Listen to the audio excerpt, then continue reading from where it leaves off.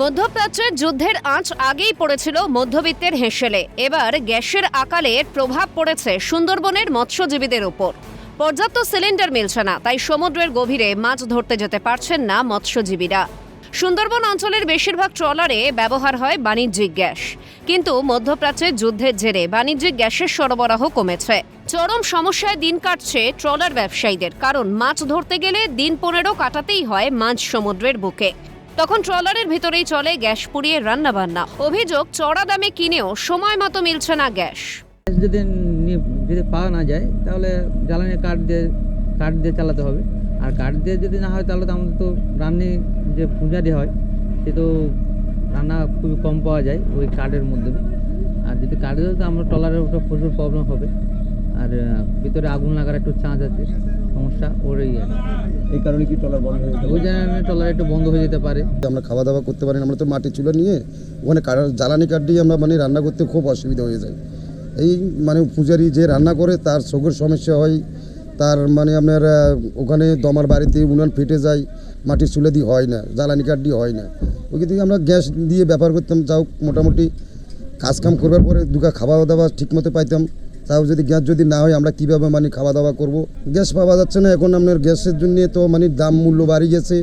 Gas ধরেন বাড়ি ঘরে জ্বালাচ্ছে, অনেকটা টানা ঘিচার বন্ধে পড়ে গেছে। আমরা খুব কষ্টভাবে আসি, এই থেকে ট্রলার এখন চলাতে বড় কষ্ট হয়ে যাচ্ছে।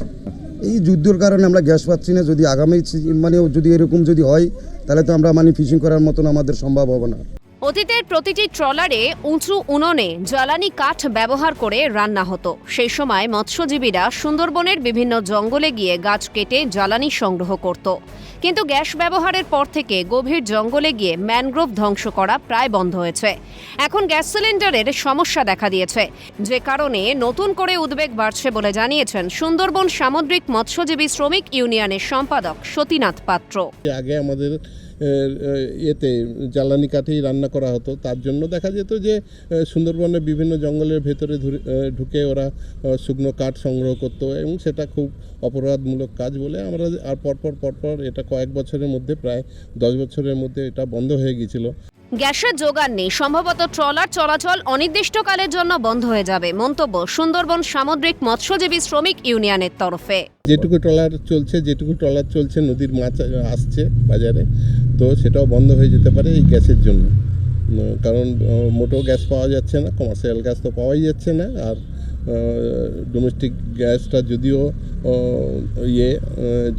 এটা কি বলা যাবে, যদিও এটা নিয়ম বহির্ভূত কাজ, তবুও ওরা চেষ্টা করছে যে ডোমেস্টিক গ্যাস পাওয়ার জন্য, এবং সেটাও পাওয়া যাচ্ছে না। সম্ভবত ট্রলারগুলো বন্ধ হবে। সিলিন্ডার সংকটের জেরে মাছে ভাতে বাঙালির কি মাছ খাওয়া বন্ধের মুখে? কারণ গ্যাসের আকালে গভীর সমুদ্রে বন্ধ হয়ে যেতে চলেছে ট্রলার চলাচল। ইতিমধ্যেই কাটছাট হয়েছে অনেক কিছুই। বহু রেস্তোরাঁয় পদ কমেছে, আবার রাজ্যের বিভিন্ন জেলার মিষ্টির দোকানও বন্ধের মুখে। শুধু তাই নয়, ফুটপাতের দোকানিরাও ভাবছে বিকল্প কিছু। এমন পরিস্থিতিতে আগামীতে আর কি হয় সেটাই দেখার। দক্ষিণ 24 পরগনা থেকে অরিজিৎ মণ্ডলের রিপোর্ট, ক্যালকাটা নিউজ।